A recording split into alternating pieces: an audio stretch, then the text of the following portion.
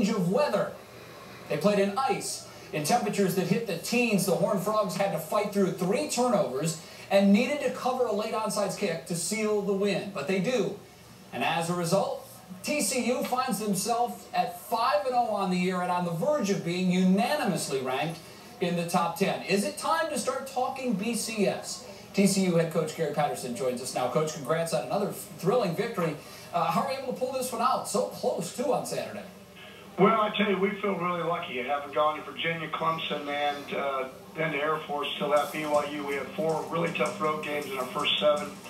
And to be 5-0 right now with being at all 3 of those, knowing how Air Force is to play at home. They were 2-0 in the conference, just got beat by Navy. So knew we were going to get their best shot, adverse conditions. But, can't turn the ball over. Probably should have scored a couple more touchdowns, but you got to give a lot of credit to Air Force.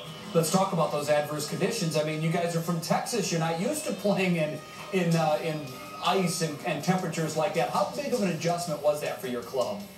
Well, we had to talk about it. Our kids got into it, but it's it's one of those things. Like I told them, everybody has to do it.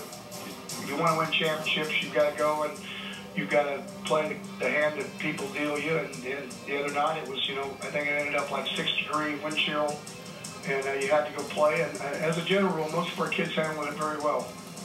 5-0 now. What's your biggest concern moving forward, Coach? Well, biggest concern is we have the 2 games.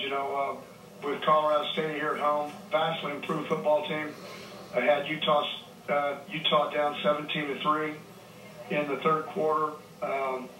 And so, very tough team, and then we go to Provo. We felt like we want to be 6-1, 7-0 going in after the first 7-game stretch, and right now we're 5-0, so we're very close to achieving that goal and being realistic. So, it's one of those situations. Once we get past those 7, you can start talking about a little bit about other things, but right now there's a lot of work to do.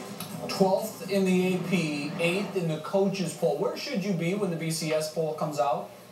I have no idea. They asked me the other night, what I thought about only a 2017 win. I said I was just glad to get a win. It's hard enough during the season just to think about scoring 1 more point. 2 years ago we lost to Air Force 20-17 in the same kind of game. So we feel very fortunate to be where we're at. 1-0 in the conference, and then also 5-0 overall.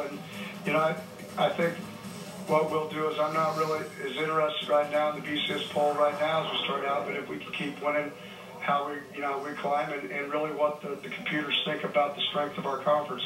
Coach, where do you fall on the debate BCS system versus playoff system? I haven't really thought about it. One of the things I can tell you is I really like the bowl system because I think it's the one thing that really rewards the kids.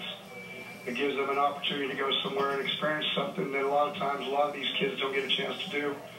If you want a true national champion, probably the playoff is a better way to do it, but I think there's pluses and minuses to both. We found out a bit about you, that you're a big music fan, and that you have a healthy number of songs on your iPod. How many do you have? Well, I was around 10,000, but she took off all the Christmas music, my wife did, and she took all the wedding music and everything else, so I'm down to about 8,000 songs. So I don't get a chance to listen to all of them one day, so it's not really making a difference. It falls into probably about a 2,500 song range that I listen to most of the time. What's a sample of your playlist, Coach? Who are some of the artists that you really like to listen to? Well, country, you go from George Strait and Brad Paisley all the way to Tom Petty, Bachman Turner Overdrive.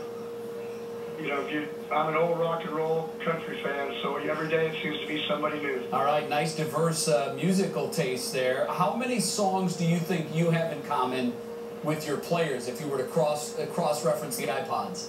Probably. It's really kind of surprising. Our kids, our saying this year is "Don't Back Down" by Tom Petty. And it's really kind of interesting. They kind of like it, the song, after I played it to them before. They understood the meaning, but I didn't know whether they liked the song, but probably very little. Can't go wrong with Tom Petty. Coach, congrats on what you've done to this point, and good luck from here. Well, thanks. We appreciate being on the show. Absolutely, Coach. Next up for the Horned Frogs, hosting Colorado State. That will be on Saturday. After the break.